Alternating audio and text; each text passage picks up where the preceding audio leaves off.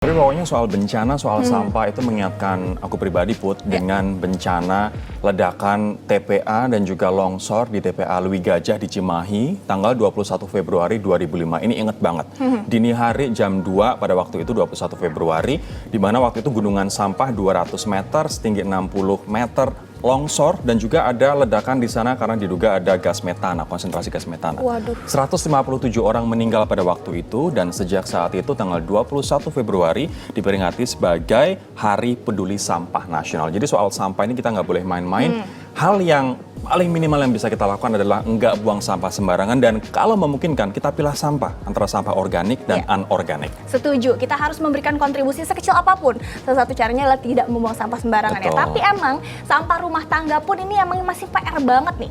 Karena 62% sampah yang muncul setiap hari datang dari rumah tangga, terutama di perkotaan. Nah ini dia nih, berarti sampah-sampah yang ada di sungai dan kemudian berakhir di lautan, sebagian besar adalah sampah rumah tangga. Nah nggak cuma sampah yang remeh-temeh, tapi juga ada limbah berbahaya dan juga beracun alias limbah B3 yang datang dari rumah tangga. Nah bagaimana cara mengolah limbah B3 agar aman buat lingkungan? Kita intip bersama-sama.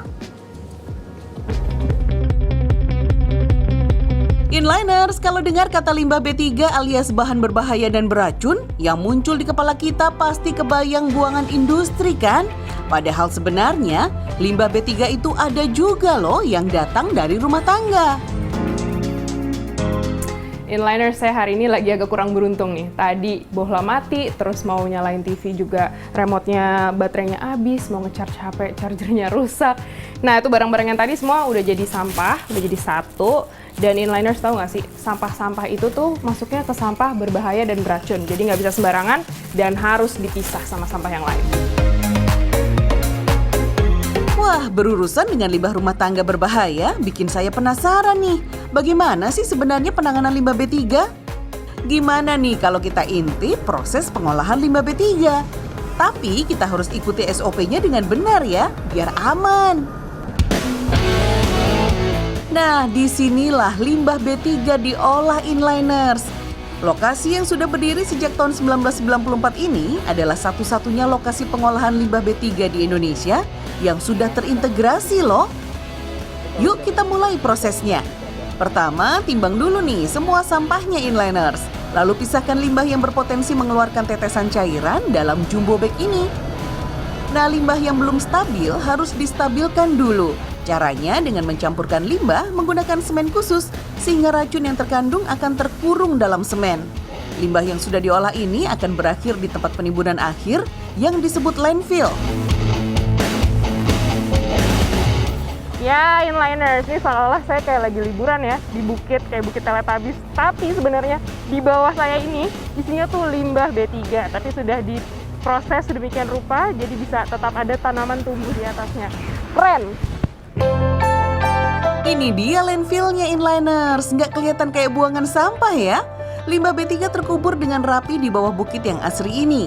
Sementara di bawahnya, limbah B3 diproses sehingga tidak membahayakan alam. Memang masih butuh proses antara 15 hingga 20 tahun ya untuk membuat seluruh kawasan ini menjadi hijau sepenuhnya. By the way, ada syarat khusus memilih lahan pengolahan limbah loh. Harus menggunakan lahan tidak produktif, bukan lahan untuk pertanian, industri, atau pemukiman. Sistem yang terintegrasi juga membuat para pekerja nyaman menjalankan tugasnya Inliners karena mereka yakin terlindungi hingga pulang kembali ke rumah. Meskipun setiap hari harus berkutat dengan bahan-bahan beracun.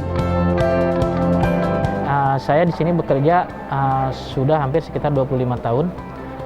Sampai saat ini saya kondisi sehat-sehat aja. Aman gitu, aman dalam arti kenapa? Pada saat kita masuk ke area operasional, kita itu diwajibkan memakai PPE yang lengkap gitu. Nah, satu lagi nih PR-nya, yaitu mengolah lindi alias cairan yang keluar sebagai buangan pengolahan dalam landfill. Cairan ini akan diambil dan diolah sedemikian rupa hingga menjadi bening dan bebas racun. Jadi aman deh saat dilepaskan kembali ke alam. Kalau semua limbah B3 diolah dengan cara seperti ini, lingkungan kita akan sangat berterima kasih. Jadi gimana? Yuk kita mulai dari diri sendiri dengan cara menangani limbah B3 rumah tangga dengan baik dan benar Inliners.